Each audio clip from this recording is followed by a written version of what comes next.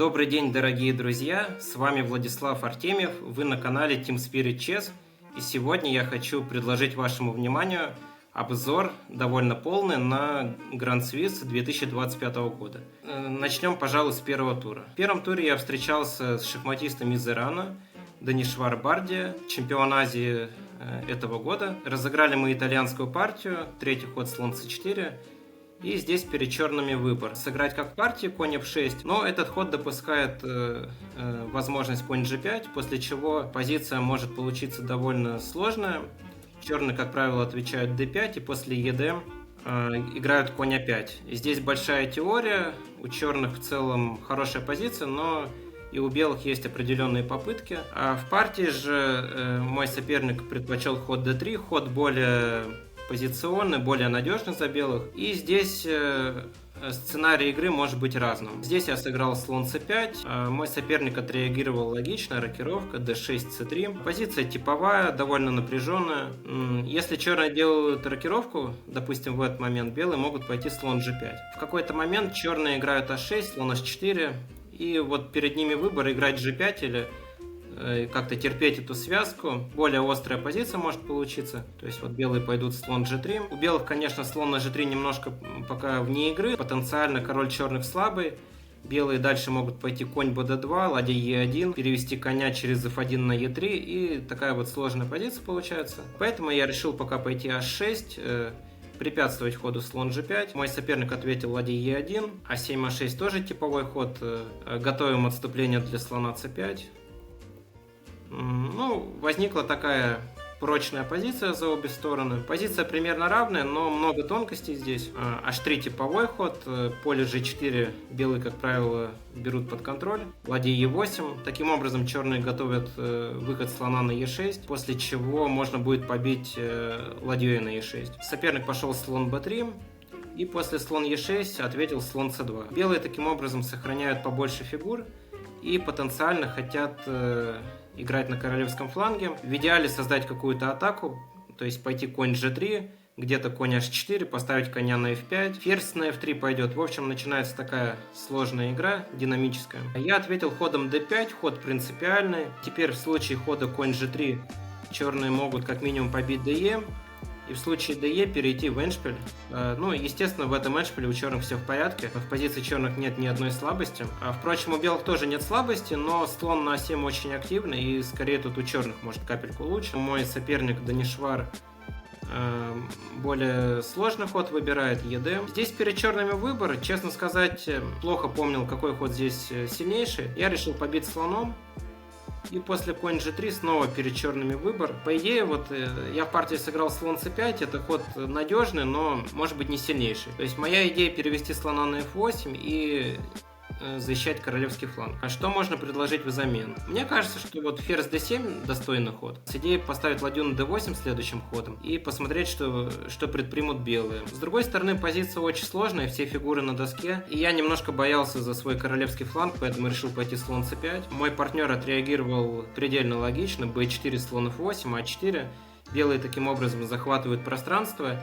И по моим ощущениям у белых все-таки поприятнее здесь. Так что слон c5 может быть не лучшее решение. Я сыграл g6, взял под контроль поле f5 и готовлю выход слона на g7. В дальнейшем можно увести коня с поля f6 и пойти f5, завязать определенную контр-игру. А мой соперник сделал довольно неожиданный ход конь e4. Честно говоря, в этот момент я ожидал что-то типа ладья b1 с идеей b5. И, возможно, мне самому пришлось бы играть b5. Глобально белые могут пойти конь d2 с идеей перевести коня на e4 и как-то присматриваться к полю c5. То есть у черных поле c5 слабенькое. А позиция сложная, но, наверное, у белых поприятнее. Еще можно пойти слон b2 с идеей b5 и где-то c4.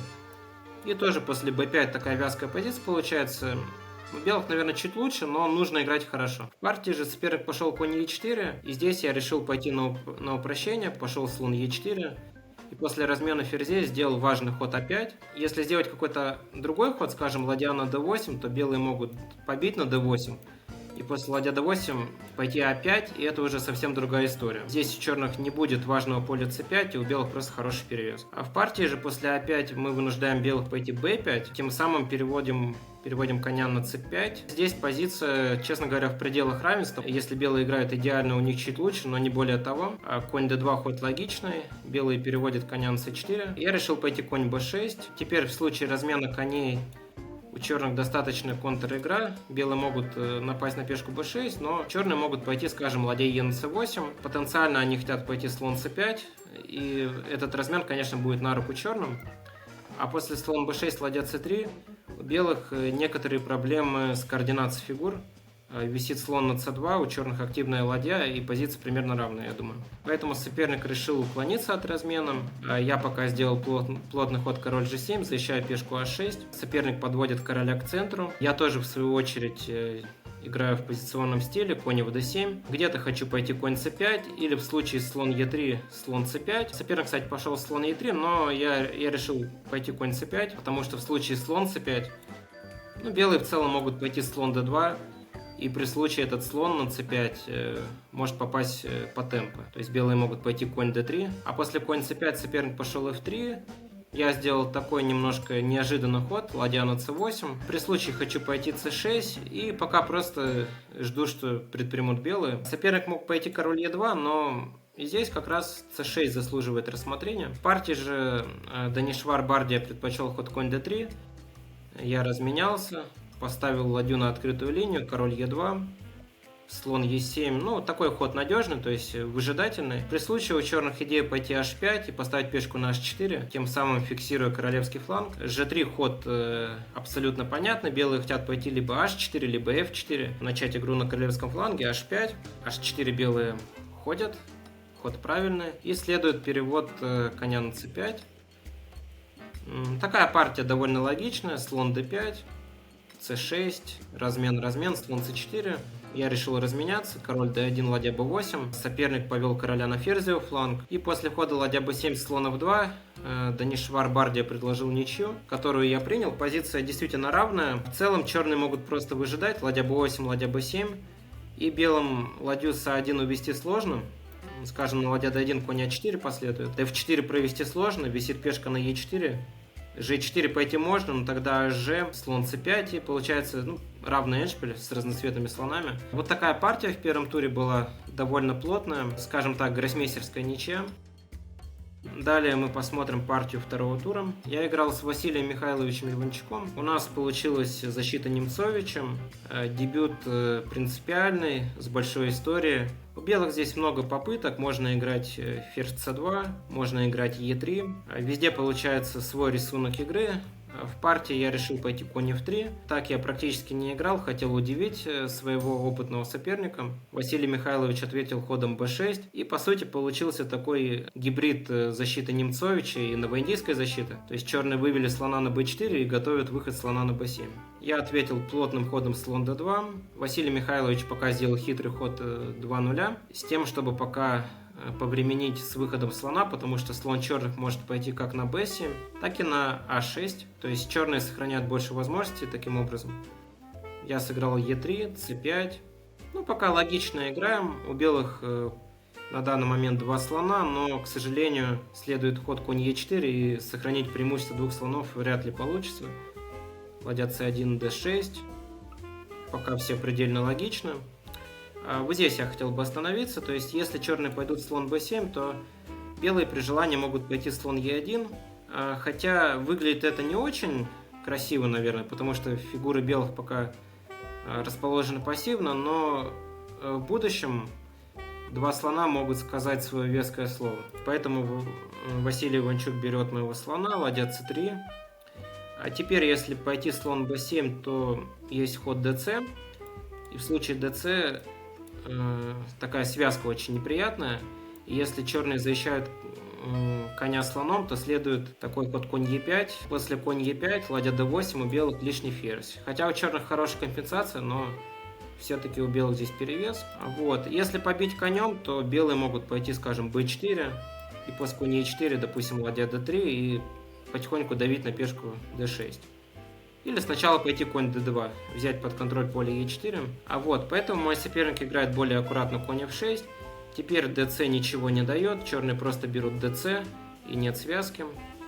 Я решил начать игру на ферзевом фланге, b4, ферзь e7, ферзь c1. Пока идет довольно логичная игра, примерно равная. Наверное, имеет смысл немножко перейти вперед. Шла довольно плотная борьба долгое время. И вот мы пришли к такому эндшпилю, в котором, казалось бы, пешек поровну, фигуры одинаковые тоже. Но на свою беду я умудрился в этом эндшпиле столкнуться с проблемами. А мне показалось, что совсем простая ничья после конь c4. Выяснилось, что не все так просто, поскольку пешечная структура у черных получше. А вообще в эндшпилях порой большое значение имеют пешечные структуры, потому что если вы посмотрите на данную позицию, у белых пешки e4 и f3 стоят на полях цвета слона, да? То есть белопольный слон у белых, вот, а у черных пешки e5 и f6, они более выгодно расположены, то есть на противоположных полях. Вот, но казалось, все равно ничья должна быть легкая. Ну, в общем, такая серия ходов последовала, h4, и я пошел h3. Мне показалось, что простая ничья. После слон e6 я планировал слон d3, так и было сыграно. И после слон d7, честно говоря, я был уверен, что имею право стоять на полях c2, b1, d3 и ждать. Изюминка заключается в том, что после слон b5 я хожу слон d3, прикрываю поле f1. И вот этот эндшпиль он ничейный. Король b5, король c3, на король a4, король b2 и ничем. Вот, но я не учел один момент. Черные здесь могут пойти король b5, и в случае слон d3 они играют король a4, и на король b2 играют слон e6. Своего рода получается цукцванг, то есть если дать такой шаг, король b5 последует, и на слон d3 уже слон c4. И это уже совсем другая история. Похоже, у черных просто выиграно. Если слон уходит на c2, то слон f1. Пешечный эндшпиль уже, к сожалению, проигранный. Черные просто выигрывают пешку. А если же не давать шаг на d3, а пойти, допустим, король b2, то следует король c4. И у белых огромные проблемы. Поэтому пришлось отойти слоном на поле e2, допустить ход f5. Теперь черные угрожают ходом e4, и у белых ужасная пешечная структура. То есть я столкнулся с большими проблемами, пришлось переходить в пешечный эндшпиль и точно считать варианты. Это все логично. Черные довели пешку до a4 и теперь провели e4. Теперь перед белыми, по сути, нет выбора. Я должен идти вперед, король b4, потому что на король d2 черные играют король d4 и выигрывают. То есть если король e2, то король c3, и пешка А проигрывается. Если король c2, король e3, и по сравнению с партией у белых минус темп. Форсированно получился такой ферзевый эндшпиль. Сразу скажу, что партия на личесе в какой-то момент прервалась. Мы играли заметно дольше, чем 74-й ход. Эндшпиль не очень приятный, но когда-то в детстве я анализировал подобные эндшпиля. Имелись у меня мысли, как защищать его.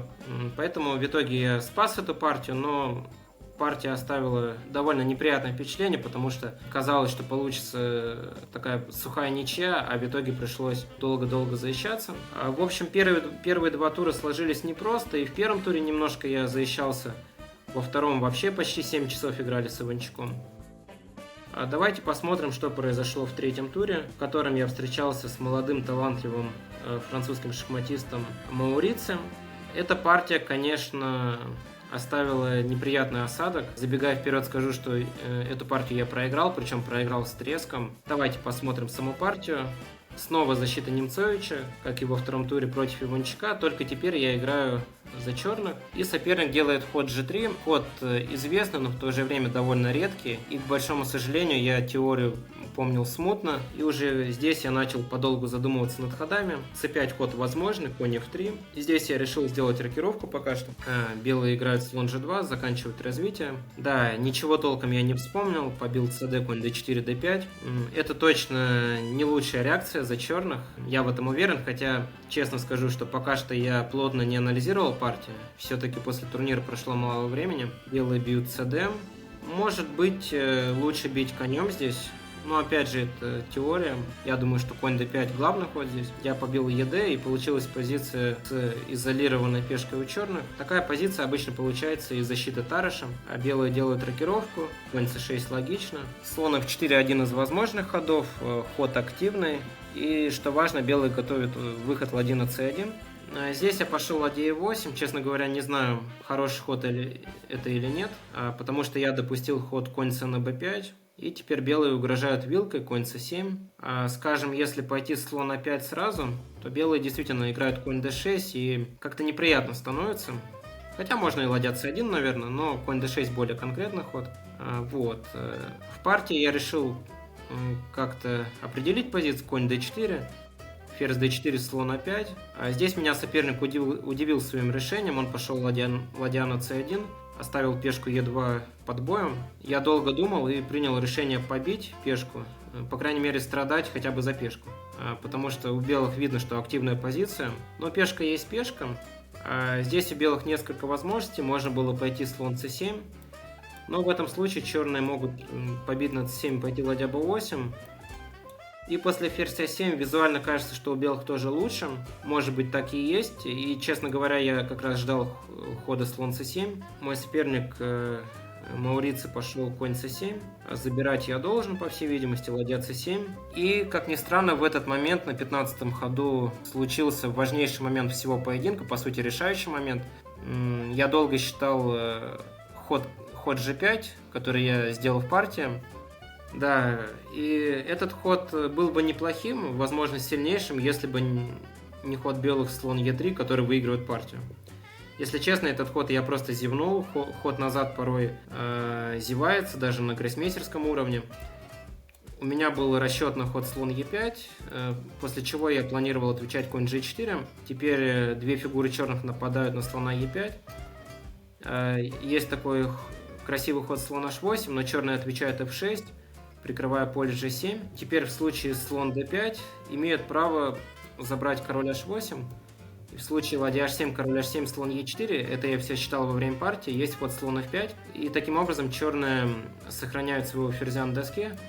Слон f5, король g7, ферзь g4. Эта позиция, она довольно сложная, может быть, ее даже белыми чуть проще играть на практике, но все-таки у черных лишнее качество, и можно пойти, допустим, честно говоря, как? Ну, допустим, ферзь e7. И в какой-то момент ладья e1. Теперь в случае ферзь h5 есть ход ладья h8, ферзь g6, король f8. И, скажем, если пойти ладья c1, то ладья e1 уже, и борьба в самом разгаре. Вот. Это было бы замечательно, но мой соперник сделал сильный ход. Вообще, я хотел бы отметить моего французского соперника. Он провел довольно хороший турнир, обыграл по ходу дела много сильных соперников. И мне кажется, у него хорошее будущее. Талантливый парень. Вот. Ну, после слон e3 черным дорог хороший совет. Возможно, стоило пойти ладья e3. Теперь перед белыми выбор: бить пешкой f, f2 бьет e3, либо ферзь e3. Наверное, ферзь e3 проще всего. Здесь у черных просто тяжелая позиция. Ферзь f6. Просто проиграно у черных, по всей видимости. Вот, я решил уже идти во все тяжкие, конь g4, ну, какая-то активность. И последовал мощнейший удар ладья f7. По правде говоря, и этот удар я тоже зевнул. Я думал, что последует ход ладья c5. После чего у черных тоже плохая позиция, но, может быть, я мог бы немножко побороться еще. После ладья f7, по сути, игра закончена. Следует ход слон d5.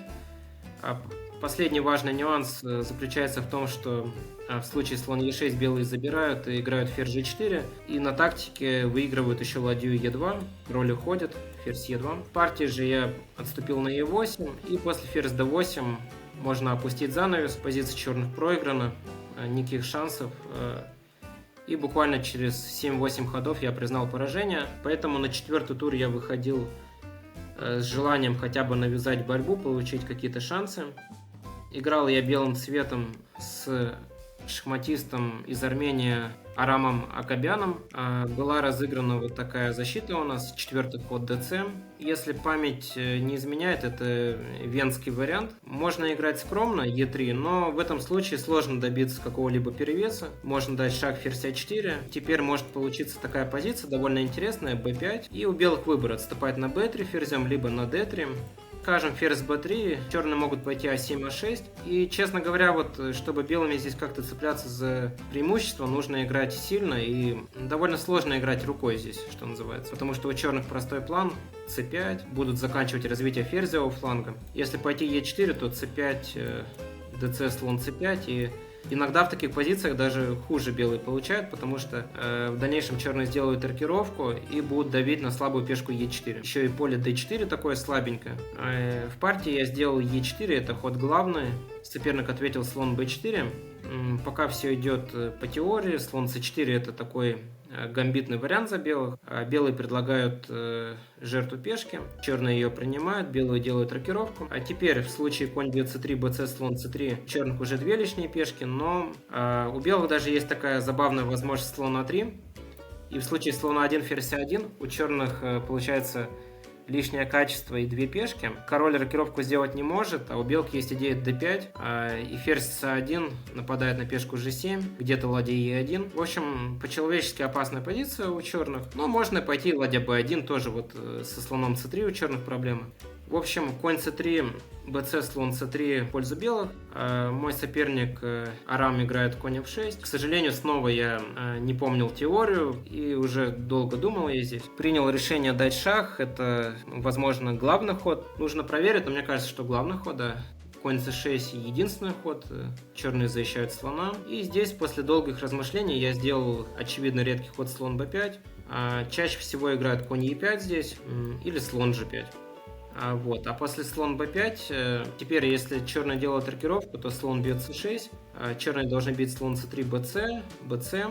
Если посмотреть на позицию, то слон на c8 очень плох, и у белых, наверное, получше здесь, мне кажется. Можно пойти слон g5, например. Вот. Игровая позиция, но получше у белых, на мой взгляд. Еще есть ход слон на 3. В партии мой соперник предпочел ход a5. Наверное, это ход более сильный. Теперь белые могут побить слон c6 и вернуть пожертвованную пешку, отыграть.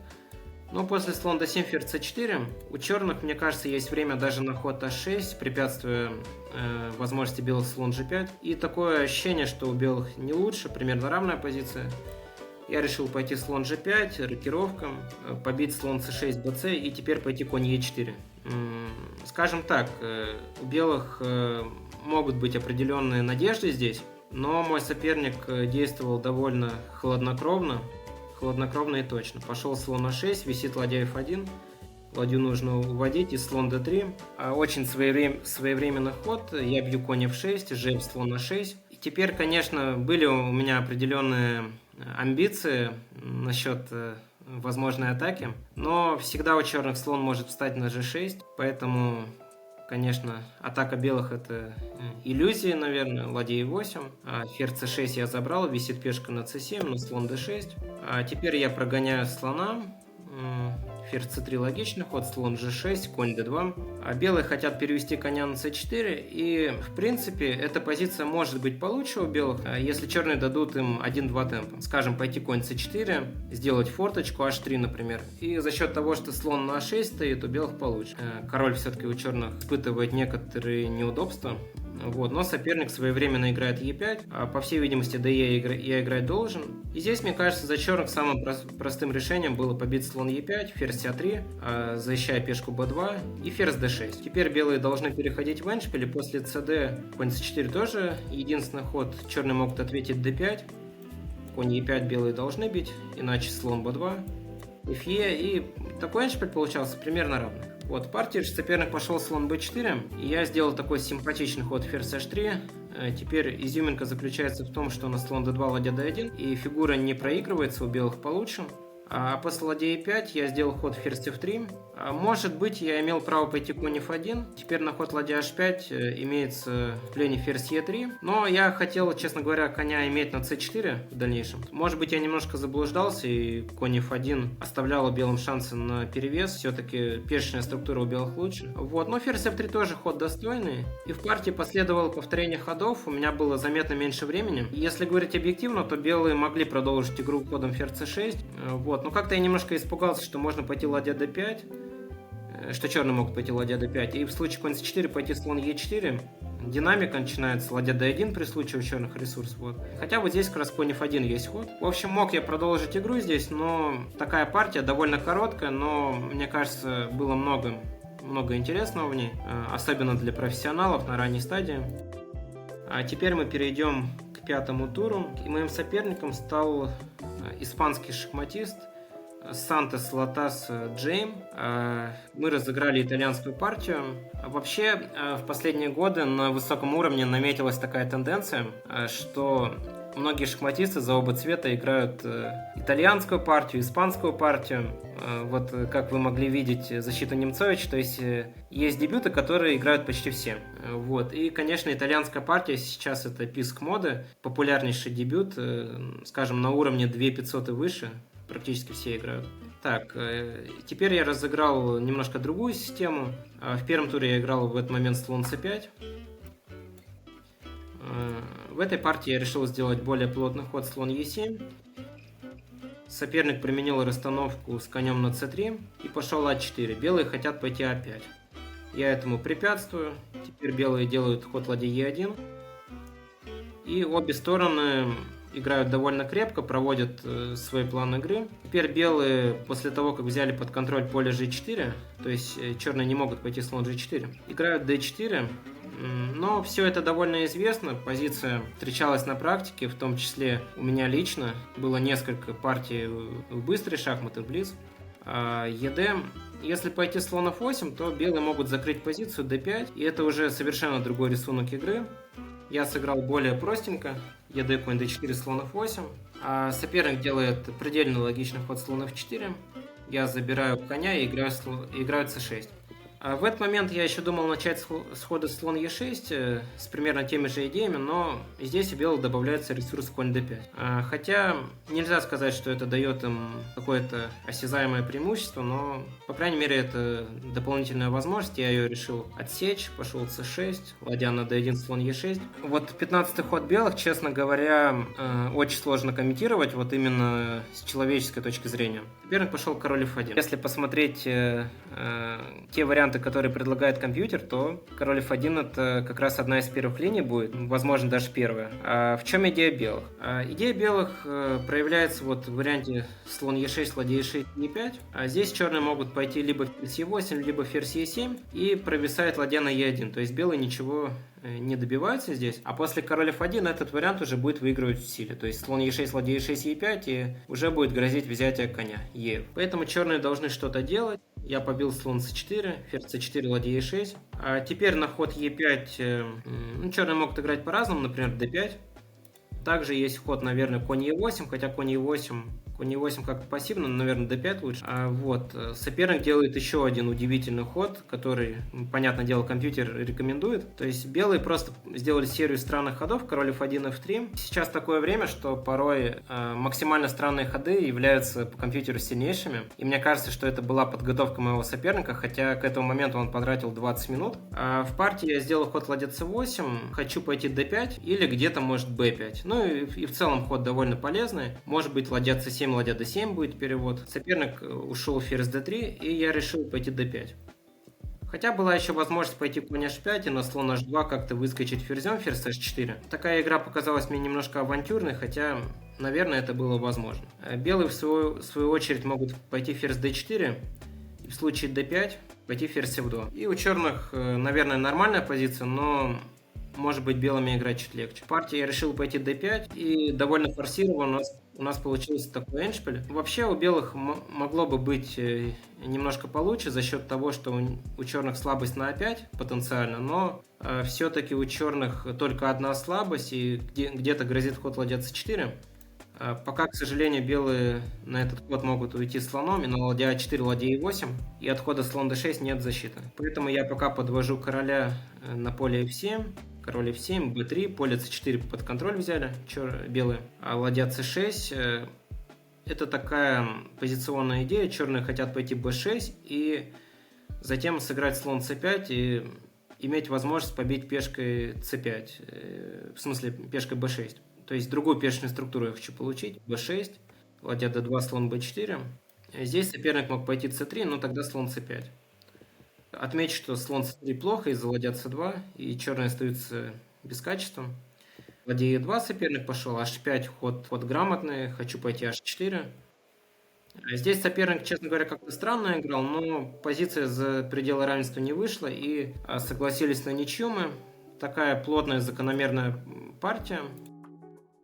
А в шестом туре я играл белыми фигурами, и моим соперником стал индийский шахматист Ариан Чопра. Да, дебют, конечно, был ужасный в каком-то плане, потому что, как ни странно, ходом Е5 меня соперник удивил, и если смотреть показания часов по трансляции, я здесь думал около 10 минут.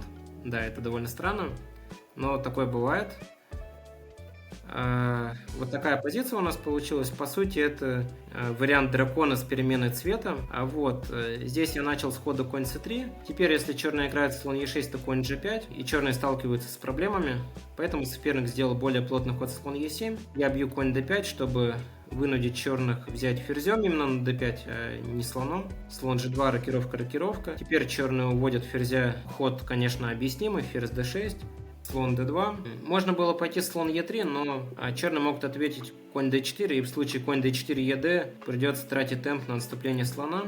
Слон d2. Где-то белые хотят провести b4, поэтому следует ход a5. Я принял решение пойти ферзь a4 и поставить ладью на c1. Слон d7, ход логичный, ладья f c1. Теперь на конь d4 ферзь d1, и черные ничего особенного не добиваются. Ладья f8 немного загадочный ход, хотя тоже логичный. Черные готовятся к ходу конь d4, ну и в целом ход полезный. Теперь мы сделали довольно логичную серию ходов. Вроде бы логично, но конь g5, слон d5, и, честно говоря, ничего я не добился. А где я мог сыграть сильнее, честно говоря, сказать мне сложно. Может быть, имело смысл пойти конь d2 пока. Вот такой более гибкий ход. Потому что здесь у черных довольно активная позиция получилась. Я еще сделал ход конь e4, b6, немножко нить игры здесь потерял. То есть вообще, если черные уберут коня с поля c6 и пойдут c5, у них будет перспективная позиция. Я пошел e3, здесь мой соперник пошел a3, возможно, имело смысл пока подождать, как-то сыграть h6. Мне кажется, у черных чуть лучше уже. Все-таки на d3 пешка может стать слабой. А после a3 я побил пешку, ладья a3, ладья c3, и все-таки у белых не хуже. Слабость на d3 компенсируется тем, что у черных конь на c6 немножко неустойчивый. Ладья e6, ферзь a4. Теперь на ферзь d3 следует ладья d1. За счет угрозы ферзь a8 белые даже побеждают. Эту пешку забирать нельзя. h6, ладья d1, ладья d6, конь e4. И после ладья d5 я играю ладья c1. Переходим в эндшпиль. У черных все было бы замечательно, но следует ход g4, препятствуя ответу f5. И в итоге эта партия закончилась в ничью. Эндшпиль примерно равный. Очень сложно выиграть кому-либо. Получилось такое повторение ходов в конце. То есть мы сыграли 6 туров. У меня 2,5 из 6, минус 1. А в седьмом туре я встретился с шахматистами из Германии, Александром Донченко. Забегая вперед, скажу, что эта партия стала моей лучшей в турнире, потому что это единственная партия, которую я выиграл. Хотя нужно поблагодарить моего соперника, потому что Александр играл довольно остро, я бы даже сказал агрессивно, то есть очевидно он тоже играл на победу. В этой партии была разыграна карлсбадская защита, cd и d, слон g5. Здесь много планов есть за обе стороны. Я решил действовать максимально плотно, c6, e3. Играю слон e7, делаю короткую рокировку. И здесь у белых, конечно, широкий выбор. Просто скажу, что можно играть конь g2 и далее делать короткую рокировку, f3 и потихоньку готовить продвижение e4. Это, конечно, такой план довольно известный. Так еще Михаил Ботвинник играл и многие другие сильные шахматисты много лет назад. Такие партии еще были 50-70 лет назад. Можно играть конь f3, но в этом случае черные имеют хорошую опцию, можно пойти конь e4. Теперь висит слон на h4, а если побить слон e7, ферзь e7, черные могут пойти дальше слон f5. Допустим, ферзь c2, слон f5. И у черных вполне достойная позиция. Поэтому мой соперник сделал более хитрый ход h3, после чего черные перед выбором. В партии я решил действовать, скажем так, по трафарету, пошел конь e4. Слон e7, ферзь e7, слон e4, dm. И после ферзь c2 возник первый критический момент. Что делать черным? Висит пешка на e4. Можно играть позицию с пешкой на f5, можно пойти пока ладья e8.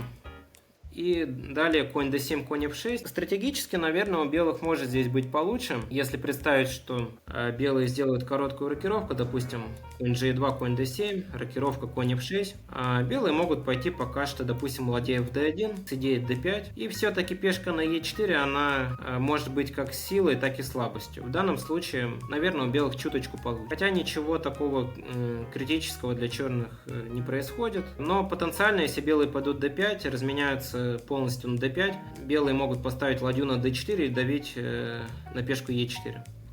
Поэтому я решил играть более предприимчиво, пошел f5, конь g2, Александр пошел конь f4, намекая на то, что хочет пойти конь g6, выигрывая материал.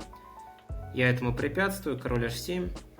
H4 ход разумный, конь f6, h5, снова грозит конь g6. Я отвечаю ферзь d6, и теперь мой соперник делает ход 3-0, длинная рокировка. По-человечески ход разумный, хотя, честно говоря, немножко рискованный, потому что на королевском белом сложно создать атаку, так как поле g4 черные надежно контролируют, а в случае f3 тоже непонятно. У белых может пешка на e3 стать слабой, то есть, условно, я мог пойти здесь слон d7 и на f3 пойти, допустим, ладья e8. В партии же я сделал такой сложный ход ладья e8. Я решил пока подождать, посмотреть, что сделают белые. Была идея у меня где-то пойти b6, слон a6, то есть слона на другую диагональ поместить.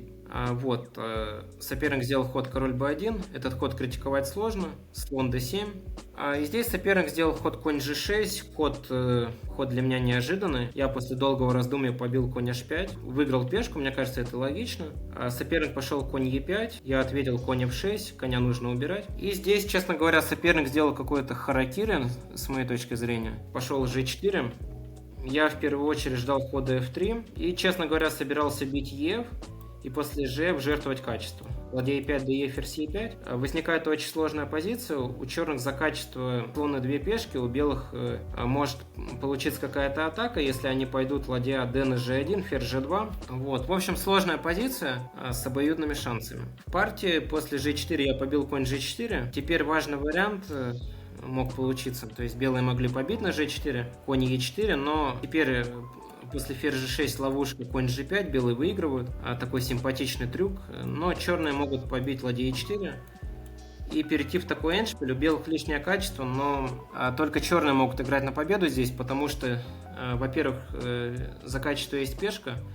Во-вторых, очень быстро пешка с h6 может добежать до h3. Еще у черных имеется идея перевести слона, дать шаг слон f5, слон e4. В любом случае, идти сюда нужно было белым. Можно пойти e4, например, и как-то держаться пока. В партии же после ладья h на g1 я сделал профилактический ход ферзь e7. Александр пошел во все тяжкие, fg. И после ферзь e4, король g8 выяснилось, что серьезной компенсации у белых нет. И партия медленно, но верно, хотя на самом деле очень быстро покатилась к победе черных. То есть белые отыграли качество, но у них теряется королевский фланг полностью. Да, и в этот момент после g2 мой соперник остановил часы. Первая победа в турнире, но, к сожалению, она стала последней. Вообще могу показать партию из 10-го тура. И я думаю, эта партия будет последней, которую я покажу, потому что она стала очень важной, переломной. Я играл с французским шахматистом Лагардом Максимом.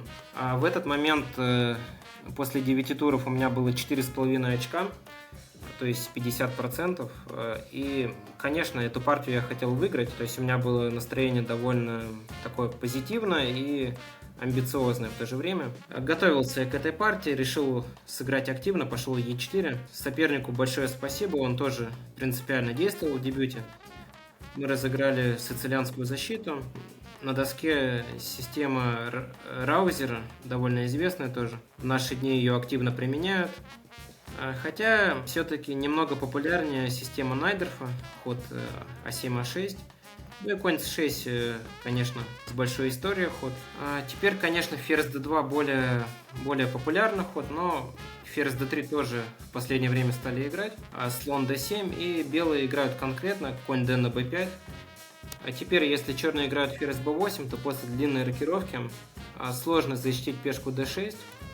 Вот, мой соперник делает тоже активный ход конь b4, но пока это все теория, ферзь d1. Черные могут пойти а7 а6 здесь. И косвенно они защищают пешку d6, потому что здесь конь c2 следует, и ладья проигрывается на 1. Вот. Но белые, в свою очередь, могут пойти а3, вот, или начать с хода слон f6 и после gf пойти а3. Получается сложная позиция, были у меня здесь определенные мысли, но соперник сделал ход ферзь b8, ход более, скажем так, ход на более сложную игру. Слон f4 пока все теория, e5, к сожалению, черные должны играть, слон g5. Черные прогоняют коня, и получается позиция в духе челябинского варианта сицилианской. То есть черные получили слабое поле d5, но взамен у них после слона f6 gf2 слона, и в перспективе игра на королевском фланге и в центре, то есть могут пойти f5 и даже в некоторых случаях d5. Вот после коня на b1 соперник пошел d5, но мне кажется, что это ход не сильнейший. После простого ед слон f5, слон d3 белая должна быть хорошая позиция, но она в то же время довольно сложная. Ферзь c8. Тут я уже вышел за рамки своего домашнего анализа. Честно говоря, еще несколько ходов назад я вышел за пределы анализа. Да и соперник тоже. И здесь я потратил на короткую рокировку 40 минут. Был выбор здесь. Можно было пойти а3. Но после конь d3, cd, ладья g8 мне показалось, что может быть а3 некоторое промедление. У белых позиция хорошая, но хотелось большего. Я сделал рокировку, решил играть более принципиально, как мне казалось. Ладья g8 логично. Теперь у черных идея где-то пойти слон h3. Допустим, вот если а3 здесь сыграть, то конь d3 cd и слон h3. И, по всей видимости, приходится отдавать качество, но это в мои планы не входило пока что. Я пошел конь e4. И, честно говоря, позиция черных очень опасна, как мне кажется. То есть мне так казалось во время партии, мне так кажется и сейчас. На конь d5 есть ход конь b на c3. И вообще, может, у черных тяжелая позиция. Поэтому более-менее вынужденно слон e4, слон e4 f5, слон d3 логично, e4. Честно говоря, позиция черных должна быть тяжелой. Я сделал ход a3. Мне кажется, один из сильнейших ходов. Может быть, еще был ход ладья e1, но это уже детали. А3 такое человеческое решение, ед, аб. Теперь в случае dc у белых есть важный шаг ферзь e2. И после ухода короля можно пойти, допустим, конь а3, забрать пешку на c2, и у белых, кроме того, что лучше пешечная структура и король черных слабенький, то есть одни плюсы у белых здесь. Вот, поэтому черным сюда идти странно. Можно было пойти ферзь c2, но у белых здесь приятный выбор. Можно атаковать, пойти ладья e8, ладья e1, король d8 и сыграть ферзь h5. И очень страшно эту позицию играть.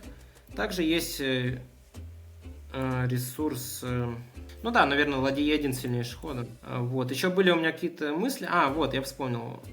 Конь c3 был ход.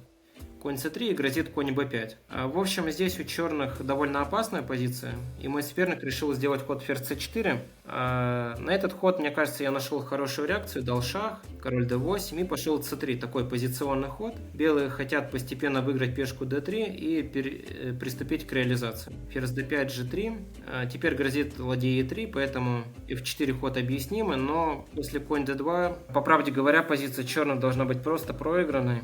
Соперник сделал слон d6, я посчитал и сыграл ладья e4, теперь в случае fg могу забрать аж просто, и после жертвы фигуры король h2, например, и теперь на такой засадный ход ферзь d6 планы черных рушит ход ладья d4, и черные проигрывают ферзем.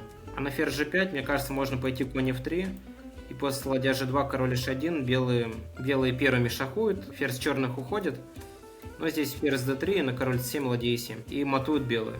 Вот, поэтому мой соперник сделал ход король c7, я напал на ферзя, ферзь ушел, пешку забрал. Честно говоря, сложно представить, что черные здесь спасутся. Черные выиграли эту партию, причем очень скоро. Но давайте досмотрим, что было дальше. Мой соперник Максим пробует f5. Наверное, это последняя попытка у черных. То есть идея заключается в том, чтобы побить fg и потом отправить вторую пешку f4.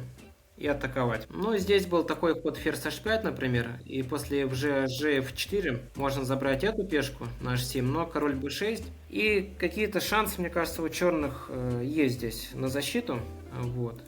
Но после f5, наверное, c4 выигрывал ход. Может быть, имело смысл играть жестко, и после c4, наверное, король черных не переживет атаку. На bc конь c4, если ферзь c4, то ладья c1. Белые побеждают. Вот, но конь b3 тоже сложно критиковать. Вот, f4. Я сделал логичный ход, именно по-игротски, конь d4. Соперник пошел ферзь d7. Здесь у нас был обоюдный цветнот, примерно по минуте оставалось. Вот, и началась серия не лучших ходов. В некоторые моменты я подвешивал флаг, и в некоторые моменты мой соперник. Вот, я пошел ферзь e2, ход не лучший, ладья на e8. То есть у меня была идея конь e6, да? Если fg, то конь e6, и белые, видимо, должны выиграть. А после ладья на e8 я увел ферзя на h5, ладья e5, и сделал ход ферзь f3. Теперь после fg, по идее, у черных может быть какая-то контр-игра, но как-то ладья e на g5, конь e2 хороший ход. Как-то мой соперник тоже был в сильном цветноте и упустил из виду, что после ладья f5 я играю ферзь e3 и к полю a7 присматриваюсь. А после ладья f5 ферзь e3 соперник уже на секундах, на последних секундах сделал ход ферзь c6. И здесь возник решающий для меня момент, как в этой партии, так и во всем турнире. Честно говоря, проще всего было ферзь a7, шах. Этот ход я видел, но, к сожалению, я видел и второй ход, который я исполнил в партии, конь d4. А после конь d4 я в хорошем настроении пребывал. Был уверен, что фактически выигрываю партию этим ходом. Даже немного расслабился. Вообще в шахматах очень опасно расслабляться раньше времени, потому что порой ваш соперник может преподнести сюрприз, найти какой-то сильный ресурс, который вы не учли. Вот. Конечно, ферзь а7 было практичным решением. Мне кажется, в большинстве случаев, даже в блиц-партии я бы так и сыграл, но, наверное, на несколько секунд я утратил концентрацию, пошел конь d4. А после ферзь а7, король c8, белые могут пойти ладья d6, например. И получается прямой вариант ферзь d6, ферзь a8. На отход короля следует ферзь g8 с лишней фигурой, а если так, то ферзь c6. На ферзь c7, ферзь e6, и одна из ладей проигрывается. А если пойти король d8, то белые дают мат. Ладья d1, король e7, ладья d7, король f8. У черных и так ужасная позиция, но здесь вот форсированный мат получается, ферзь e6. То есть, честно говоря, элементарный вариант, и ход элементарный, вариант элементарный, ферзь a7. Но конь d4 было сыграно, теперь мой расчет был только на ладья g3, и после ферзь g3, слон g3, конь c6. А черные могут дать такой предсмертный шаг, слон f2, и забрать коня. Но здесь ладья f1, и черные остаются без чистой ладьи. Вот, и все было бы так, и партию я выиграл бы, но последовал ход слон g3. Этот ход стал, честно говоря, холодным душем для меня. Еще вдвойне неприятно, что это был 39-й ход, а время добавляется только после 40-го. То есть после 40-го мы получили добавку 50 минут. Вот, но в этот момент я успел осознать, что после конь c6 следует, допустим, слон f4 ход, и после король f2 получается такой эндшпиль, вот слон e3, король e3, теперь черные могут пойти ладья e8, а король d2, ладья f2 находится, но есть ход король d4, и после ладья f4, видимо, получается ничья, король d5.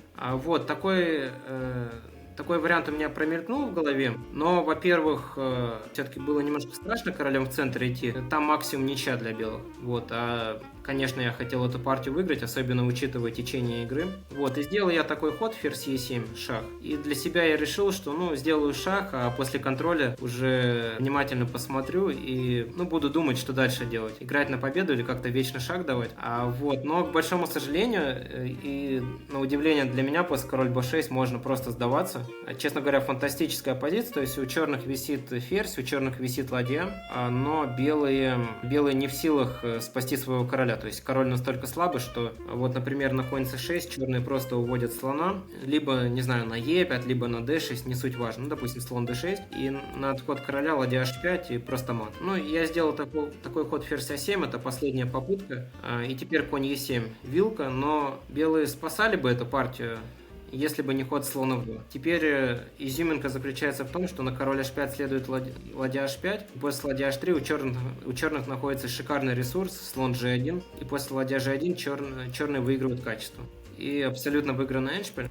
Поэтому я вынужден играть король f1, но, к большому сожалению для меня и к счастью для моего соперника, эндшпиль абсолютно выигранный у черных. Кроме того, что лишнее качество, у них еще проходная пешка по линии h, и партия закончилась буквально через 10 минут. Ладья h3, такой техничный ход, подвязали меня, теперь конем не уйти. А если какой-то трюк применить, скажем, конь g4, то ладья f5 шах, черные разменивают ладья, я пошел c4, h5, c5. Ну, последняя идейка такая, ладья d6 шах и конем куда-то выскочить в район поля d5. Но соперник эту возможность отсекает, играет ладья e6. И все, по сути партия закончена, можно опустить занавес.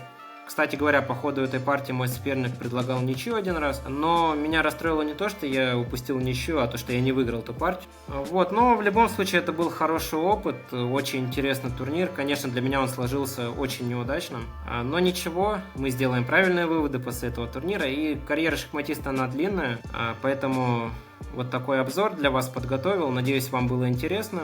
Спасибо за внимание. Подписывайтесь на канал Team Spirit Chess, болейте за Team Spirit. Будем бороться, будем продвигать шахматы. Всем всего наилучшего и до новых встреч. До свидания.